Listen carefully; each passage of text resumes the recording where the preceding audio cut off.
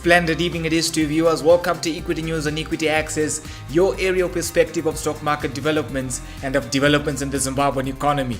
Thank you for joining us as we broadcast from our Hampton studios in Harare. I'm Ibn Mabunda. Let's get into business. Finance Minister Professor Mthuli has dismissed the possibility of a re-dollarization of the economy, citing a lack of control of the United States dollar. This, he said, during a parliamentary hearing on finance and the budget, as parliamentarians were probing him with regards to the payment of civil servants in United States dollars. He also went on to express how government will keep ZESA tariffs sustained in a bid to curb inflation. Our Equity Access team gives us the footage. Let's have a look. The answer is no, because you have sanctions basically on this currency. Once you base everything on it in the way that is being suggested, I think you'll find that you have some serious credit constraints due to the fact that we do not print the US dollar, we cannot conduct monetary policy on the back of it, but at least we can conduct monetary policy on the back of the RTGS dollar, which is domestically controlled. We still have a multi-currency regime, so anyone is free to use any of those currencies and should be acceptable.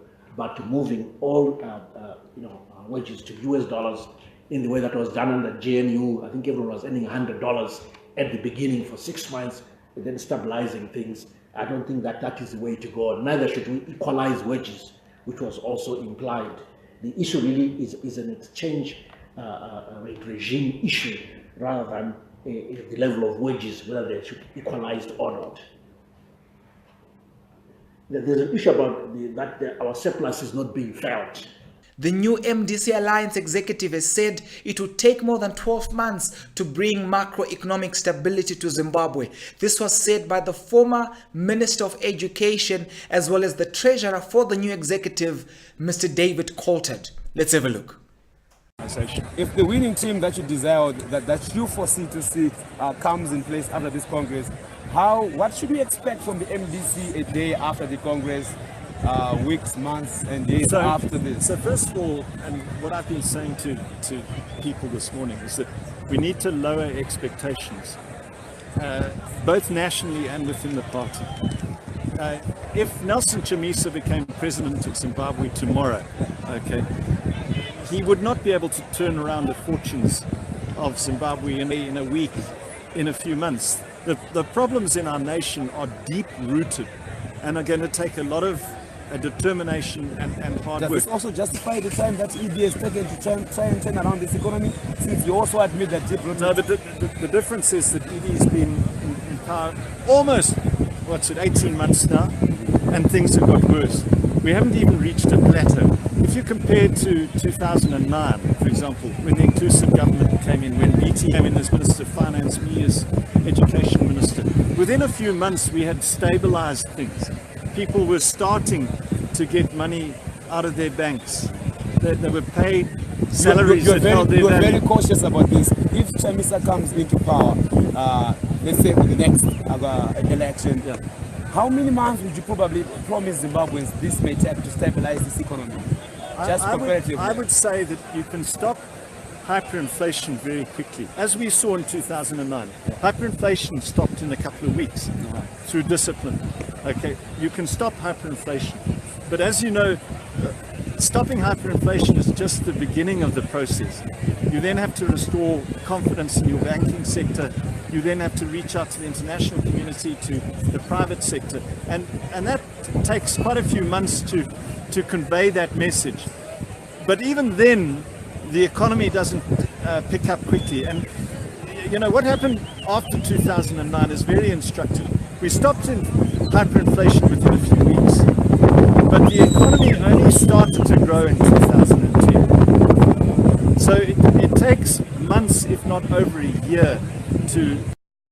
Mikos Limited alongside African Sun have set aside funds up to $6 million for the refurbishment of the Victoria Falls Hotel. This was said by the MD of African Sun in an exclusive interview with the Equity Access team this morning. He also went on to explain how the corporation paid $3 million in dividend, with 52% of the amount paid in Nostro FCA accounts. He also highlighted how there are several refurbishment exercises across the country. Our Equity Access team again gives us the footage. Let's listen. What we did is we exited out of the regional operations. If you recall, we were in Nigeria, Ghana, and also South Africa. Some of those operations were not profitable. They were not viable in terms of us as a business to continue with them. We then decided to exit. And also in 2015, we did a massive group. Talking about Vic Falls with our partner, Mikos Hospitality, we are refurbishing the Victoria Falls Hotel. Funds have been secured. I can tell you that we should be starting with what we call the mock-up rooms, which gives us a spec of how the rooms will look like going forward. How much have you set aside for that? We have set aside 6 million between the two of us, 6 million, and that has been secured and the funds are available. Yes, we declared a dividend of 3.3 million. Of that dividend, 52% was paid in Nostro, 52%. And if you were a shareholder, you benefited from that. 48% was paid in RTGS.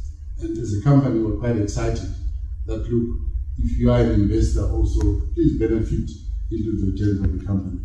And I can assure you, if the fundamentals remain like that, that's the desire of the company, to continue to reward shareholders for their investment. BAT Managing Director Clara Mlambo is set to exit office after having spent 3 years at the helm of the corporation. This was expressed through a presser which was presented in the press earlier this morning. Let's just have a look at how the corporation has performed during her period in office. Well, this would be 2014, 2015 before she came in. She comes in 2016. There's a slight dip there in terms of the revenue, but ever since there has been an upward trajectory in both profit after tax as well as the revenue. 2018 closing at $42.7 million in revenue as well as profit after tax of 14.8 from $10.6 million in 2017. Nampak bemoans forex shortages and issues a positive half-year earnings guidance. In this, of course, according to a trading update that was issued earlier on in the morning. Now let's get into the stats to look at how Nampak has performed over the past few years, moving right up to 2018. This is half-year performance 2016, where there is profit after tax of $1.5 million, revenue 47.6, a slight dip in both revenue as well as profit after tax for 2017. Then there is that jump in an upward position from $43.1 million in 2017 to $52.9 million in 2018. Similarly, profit after tax more than triples from $0.8 million in 2017 to $3.4 million in the year 2018. South African Reserve Bank is set to set up a fintech innovation hub by year 2020. This is a bid to bring control and regulation to innovative financial products that have been gaining momentum in South Africa over the past few years. This concludes our evening news bulletin. Up next is our news review. Don't go anywhere.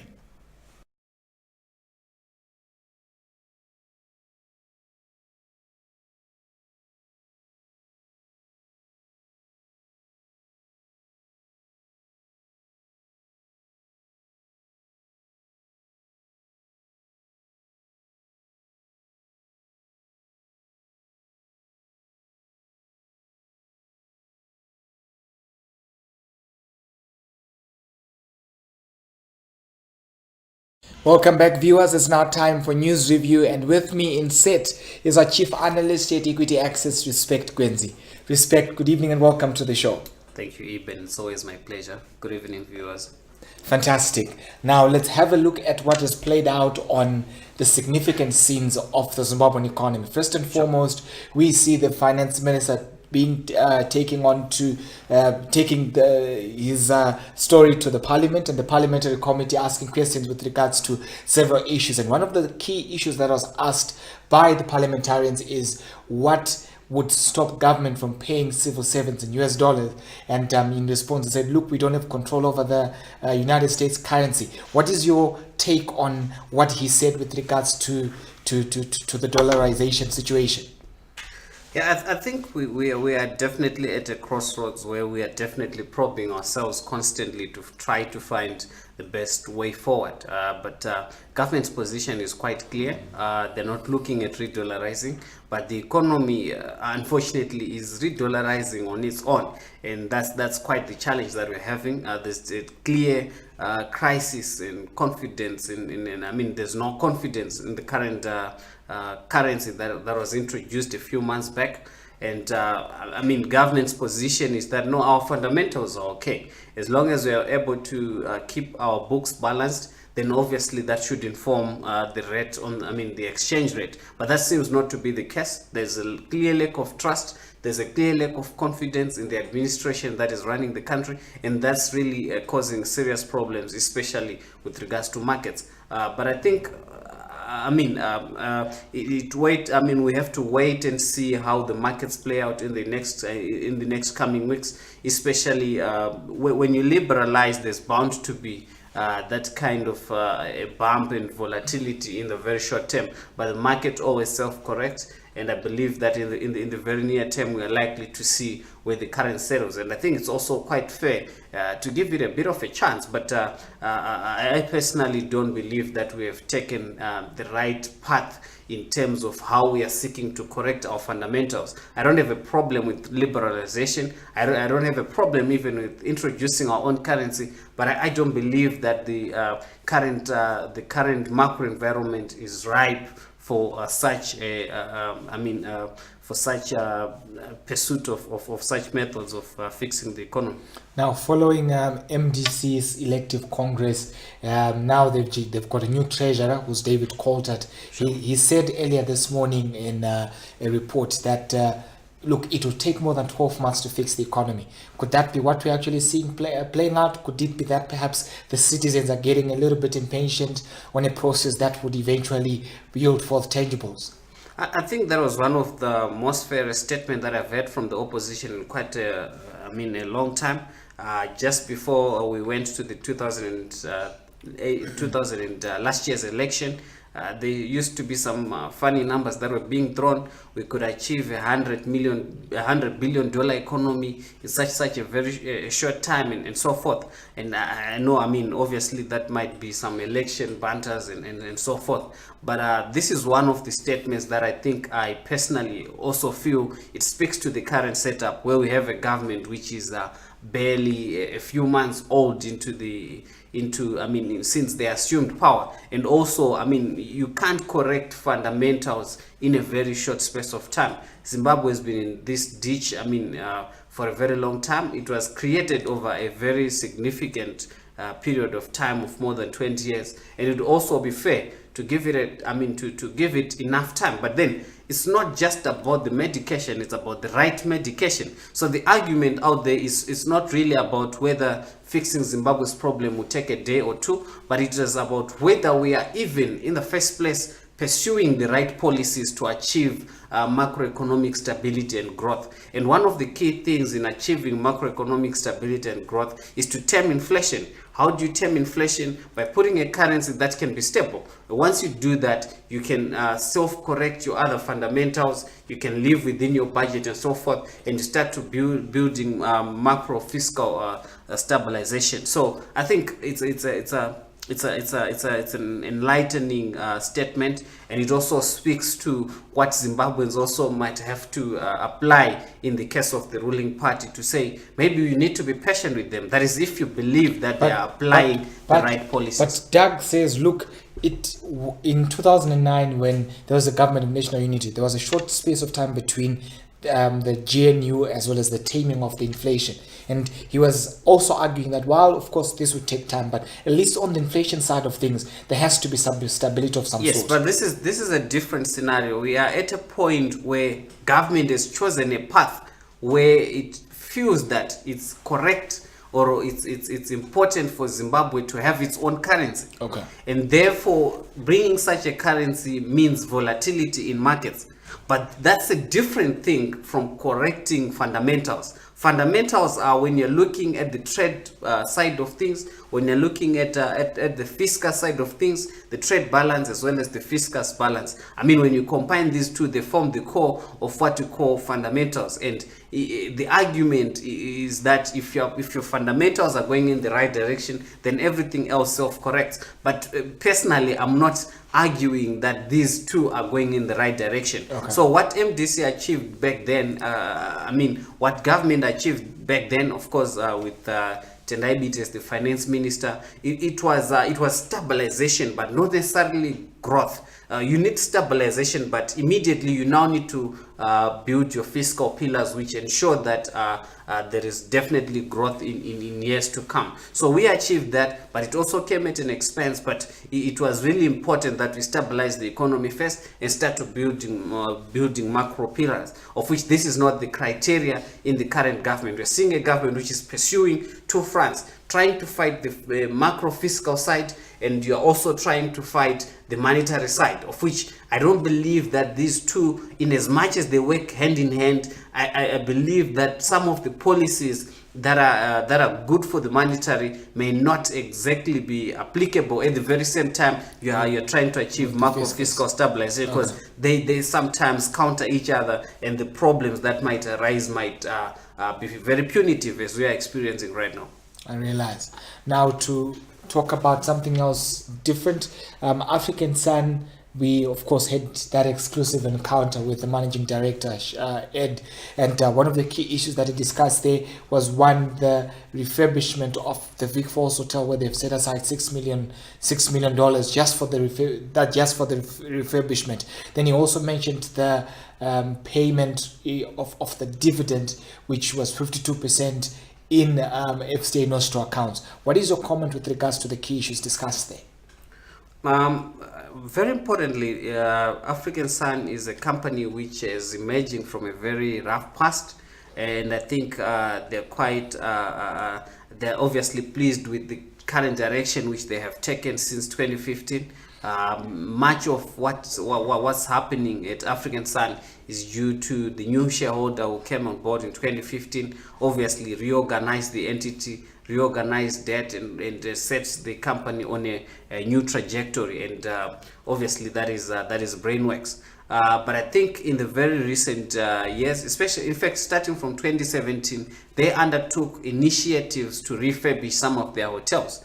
And one, they are a market leader presence in all the key resort towns, and they're also even present in all the key towns of Zimbabwe as well. And they've solidified this position by refurbishing their properties together with Don, who is their property owners. And I think this has ensured that they maintain a dominance within that sector. And also they were able to free up resources so as to push their operations up. And this has also been helped by bringing on board a competitive manager, hotel property, in fact hotel manager through Legacy, whose contract has since been terminated. But I think this whole dynamics set African Sun on a very positive trajectory, and they were able to grow year on year in terms of their earnings. And it's also quite key to express that some of their earnings were actually in real US dollar terms, and that's quite commendable as well. These are the businesses which Zimbabweans are seeking to push their monies in at the moment, so that they preserve their cash, and they also get good returns going forward. Okay, now let's talk about the termination of the contract with Legacy. What do you think could be the impact of that sort of move with regards to the operations of African Sun? I think for starters, the very decision that was taken to give Legacy the mandate to usher in the new African Sun with respect to management of the hotels, those key hotels that were managed by Legacy back then. I think it was out of the realization that there's something that is lacking within the African Sun's own workforce. And I believe that against that background, the company then engaged Legacy, who had expertise on a much bigger scale on the African continent. And now that the contract has been terminated, it essentially means they are also bound to lose a bit in terms of the expertise that the Legacy Group was implementing or was undertaking on the local operation. But also, I mean, the key guys who were running these operations remain African Sun's own employees, and over the past 3 years, they should have been able to grasp a bit, or in fact a good chunk of management skills and obviously strategy issues from Legacy. And I think they might be not as serious a loss in terms of what African Sun could get going forward. But also it's important to note that out of the total portfolio of hotels that they have, the hotels that were under management were only 5. Of course, these are the key hotels, but there are only 5 out of 11.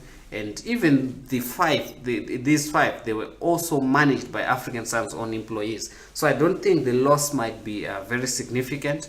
And I also think that African Sun's own managers who were manning these hotels had grasped something out of Legacy.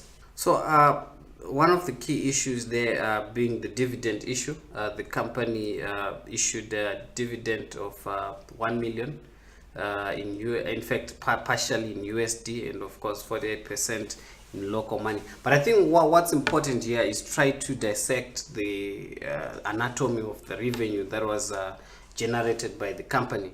Most of the hotel companies operating in Zim have embarked on a model where they're splitting their dividend so as to entice, I mean, between USD and local money, so as to entice shareholders. But these are both two companies which have had a record of not paying dividend for a very long time. In fact, most of them were even operating at loss positions. So 2018 was a unique year. Growth in local tourism, and also growth in foreign arrivals as well. So obviously this boosted their earnings from either side. But I don't believe that at these ratios of 52 and 48, they're truly reflective of the nature of their own revenues. And so it might be a way of managing shareholders. Of course, if you look at African Sun, two dominant shareholders, Old Mutual and Brainworks. But I think for RTG, it's been a volatile ride. 2018, the last AGM, we saw a battle between the shareholders, the minority shareholders, and the majority shareholders, as well as management, and the issues to do with non-payment of dividend for a very long time, operating in losses, continual capital raises. So I don't really think that the ratios split, the ratios of dividend split in either companies are reflective of the nature of their own revenues. So if you look at RTG, they said they managed to raise about 10 million in USD out of an income of about 30 something million, which is about a third. And when you then see in terms of how they then get to split their dividend, you'd realize that they said about 300,000 is actually in USD terms, and that fraction might not be at par with how the revenue ratios are split. So I wouldn't know. I haven't ascertained the African Sun position, but I don't think it's much to do with how the revenues are split. Now, in the same vein, now that you just mentioned the forex, Shangwa, they're saying that how they've actually pulled out of certain African markets where they had investments earlier. But with what is actually playing out in Zimbabwe, how wise do we then assess such a move to be? I think whenever you look at something in retrospect, it always seems to have been wiser to have maintained a certain move given the current chaos in the local market. But if you want to zoom in and look back at a few years back, it's not only African Sun, even RTG was invested in Mozambique and some other regional markets. And not only them, a lot of other listed companies had some regional operations which they obviously cut back on, since we assumed dollarization. But my own perspective is that there were two issues here. you're finding a company which had gone outside, which had invested outside because of Zimbabwe's issues before 2008. This was a time where hyperinflation was high. There was need to generate forex, and so companies were forced to just go out. But in some instances, they had not done a proper due diligence on some of the markets that they were going into. And most of these markets, at the point where Zim had turned, that is in 2009, it now made less sense to maintain those markets. Why? Because in as much as they might have been cash generative, there were some of them were even loss making in a way. So it was counterbalancing to maintain some of those operations. And if you are to look at Zim in 2009, this is one of the few economies in Africa which is dollarized, and you're generating USDs in the home market. And obviously it made sense for most of those companies to start to scale back and come to a market where they know that they're getting huge margins in real US dollar terms. But looking at it now, we are back in that same situation again. Right. And it seems like it makes sense to start to look at forex markets, but then it always have to be on a viability basis to say, if I'm going out there, am I just going out there for the sake of wanting to generate forex, or for the sake of wanting to be profitable and to add on to my forex earnings? So I think these are some of the considerations that the company has to make, and I also feel they possibly made a decision in 2009 based on the fundamentals at that respective time. Okay. Now, Clara is set to leave BAT, the cigarette manufacturer. What do you think could be playing out there? BAT is a very strong company. It's a very strong institution, over 100 years of operation globally. In Zim, of course, they've had more than 50 or so years. Clara just came on board a few years back. She was seconded to the region. I think she did a stint with some of the regional operations before she came back to Zim to lead the company. And it's just been 3 years, and I don't really think that there's much of a dent that can come into the institution now that she has left. But I think it remains to be seen what further details are there to justify her leaving. Leaving the institution as she did. But BAT is a very strong company. Its fundamentals are really good. It's just the economy which is not okay at the present moment.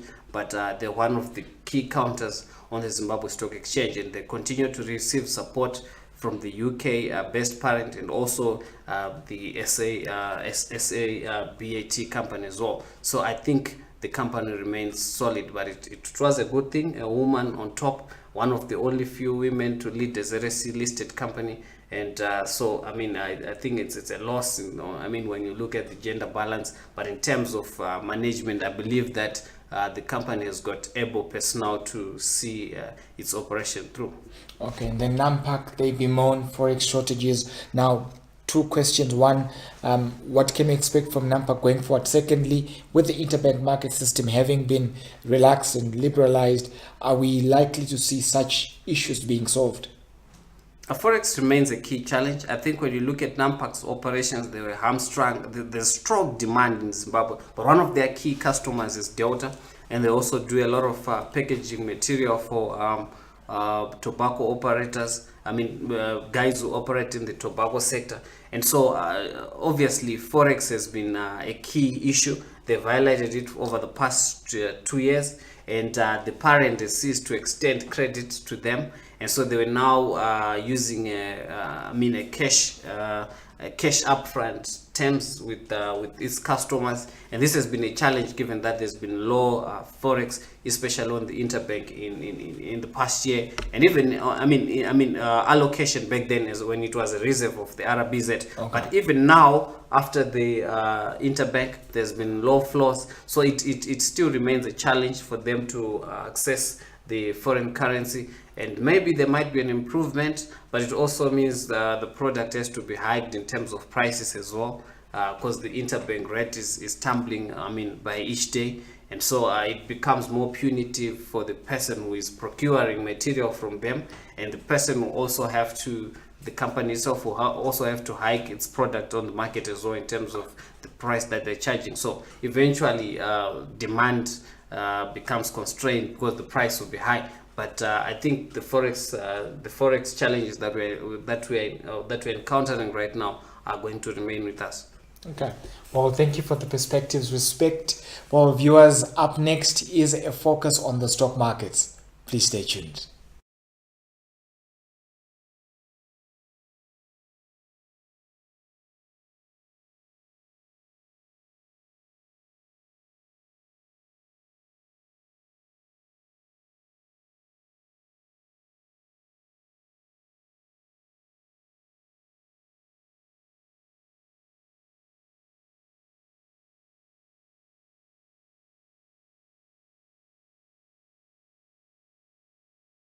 Good evening, ladies and gentlemen. Welcome to Markets Daily on Equity Access. Joining me here today is Respect Gwenzi, and I am Anis Chimpumi, your host. Good evening, Respect. How are you doing? I'm doing fine, and you? I'm all right, thank you. Now, as we move quickly into the markets, the stock market is up 9 weeks to date, and it seems as if it is continuing on that rally, with the week opening up 4.29% on the top 10 index. While the all-share index is up 3.52%, industrials index is up 3.55%, settling at 553.21 I think those are quite important milestones in the on the stock market over the past few weeks. Essentially, we are now trading in the black, effective from last week. Which shows that the market has now recouped losses which were incurred in the formative in the first quarter of the year. Most companies which have got equity holdings, most insurance companies who have got much of their funds invested in equities, they pointed out that they suffered losses. I'm sure CBZ as well as other companies. I mean, obviously they alluded to that fact. But getting into the second half, we have now seen the market coming back again, and obviously that really points to some change in the direction of the market and even in investor sentiment. Essentially, I think this is against what is happening on the interbank. I really feel that the gains that are currently being enjoyed on the stock market reflect hedge-seeking behavior by investors who are trying to protect their investments from inflation and further exchange rate losses. No doubt, yes, you did mention exchange rate losses. The exchange rate is now down 98%, since we'll get into that a little bit later. But just give me a small highlight. I mean, Cassava Smartech is expected to release their financial results, but then as of late, they've had a very strong 4 sessions of coming up an average of about 5% on a daily basis. Now, what I want to really understand is, what do you think is the future of fintech? Because I mean, fintech is one of their strong bases within the Cassava business model there. I think what is playing out in the market right now is it's actually speculation against the results. It's quite clear that the company is on a growth trajectory which cannot be altered. Fintech is the it thing of the moment. Definitely how the business is arranged. When you look at earnings from Stewart Bank, they're going to come out one of the strongest earnings from any other bank in Zimbabwe at the moment, driven by non-funded income. Definitely it is the biggest bank by non-funded income, and they're going to solidify that position. So they're obviously storming into the top 5 of all the banks in Zimbabwe by asset book size and even by profitability as well. So that's a big milestone, and their growth is also leveraging on EcoCash's own growth. And EcoCash is in a space where it dominates almost 90% plus in terms of market share. And when you look further into the business, there are a lot of insurance operations which have been put together within the Cassava operation. We've got as well the numbers that came through last week in terms of their ride share, the recent ride share investment, 10,000 rides over the past month or so, and I think the customer base as well is looking as solid. So I think all those are good numbers when you look at how Eco Farmer is developing, when you look at Eco Life and so forth. I think those are all exciting products that are being pursued by Cassava. And I think when you look broadly on a general African, I mean the sub-Saharan Africa perspective, these same numbers or growth numbers are being reflected as well by M-Pesa.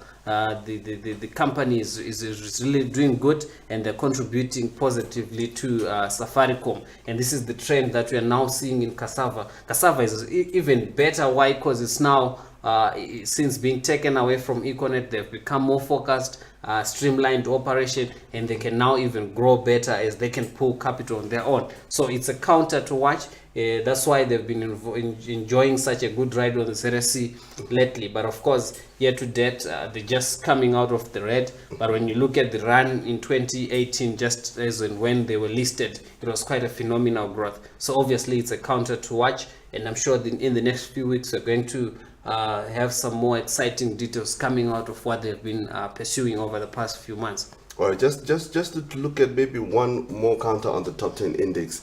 Now, BAT did issue a notice to the shareholders today that the managing director, Clara Mlambo, is going to be resigning as at June. Now, today it drops 0.66% to 3,030 cents. Where do you think BAT is going to be going if when management does change? Is it going to change as much? Are there things that Clara should have done? I think fundamentally BAT remains on a solid footing. When you look at what transpired in the just ended financial year, volumes tapered off a bit, but this is mainly due to the macro environment. Margins have also been thinning due to the RTGS dollar value erosion. But when you look at what makes BAT tick, it is the kind of model that they have. Of course, there's competition in the secret market, but they are really a dominant player. They've also had support from the parent in UK and even the SA operation as well, which has obviously made the operation progress in that respect. And obviously the stepping down of Clara Mlambo as the CE, I don't think it will affect the operation significantly. And maybe the dent in today's session, I mean, because of the way she resigned. In fact, if it was a retirement, then it would have been better off. But now it's her resigning. So there might be issues behind that, and maybe the decline in today's price quite reflect that. Suspicion within investors to say maybe there's something fishy or something like that. Right, yeah, well, BAT was one of two counters that were in the negative today. Sure. The all-share index is up now 12.51%. Top 10 index is up 14.32%. I would like to really believe Cassava and Econet has been really pushing that that movement there. Mining's index is down 0.5%, while the industrial index is up 12.65%. Now, Zimra Holdings Limited is up 20%. First Capital up 13.43%. For Padenga to only then cap off that set of top 5 rises by adding 9.05%. ProPlastics there among the rises, BAT and Sitco, the two top 10 counters that I did mention earlier on, are in the negative today. So I think when you're looking at the levels of growth among those counters that went up in today's session, you can easily see that the current momentum is spread across all the sectors of the market, be top tier, mid tier, and small cap stocks, and that really shows you how solid the rally is. And looking at even the magnitude of gains at an average of about 3% a session, I mean that's we're playing at a historical high, and obviously that points to some real momentum on the stock market, which I don't believe will be cut anytime soon. But that really shows you the level of calibration in the market. Investors, obviously, they don't see prospects in alternative investments, notably money market investments. So I think the rally is still as strong. If it was a cyclone, obviously it would be dying. And I definitely expect it to keep on rolling out and intensify as we go, especially in line with how the interbank market is playing out. Yes, and the interbank market is now down 98%. Yes, that's a very, very huge decline. Now settled at about 4.95 there, while the old mutual implied rate just did come off a little bit. I think the premium news in Johannesburg is still a little bit shaky on that stock market, so it has been coming off since then.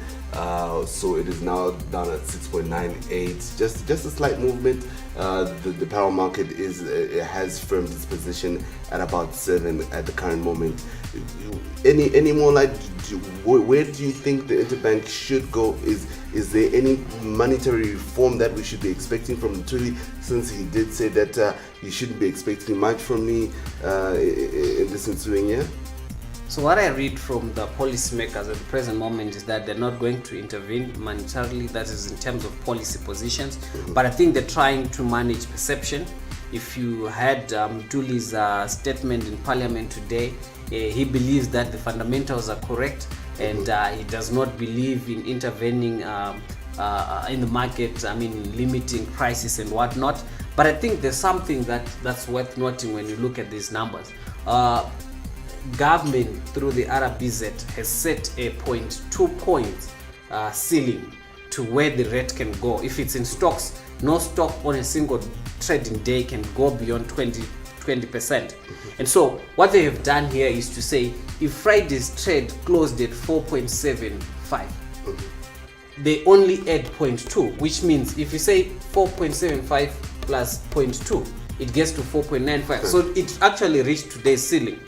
So if there was no such cap, it means the rate could go to 6 and so forth. So when you stop, or when you push a ceiling to how trades are being conducted, you definitely limit supply. What if there were suppliers today who were willing to sell at 5.5? What if there were buyers who were willing to buy at 5.5? So it means you are sustaining an off-market trade.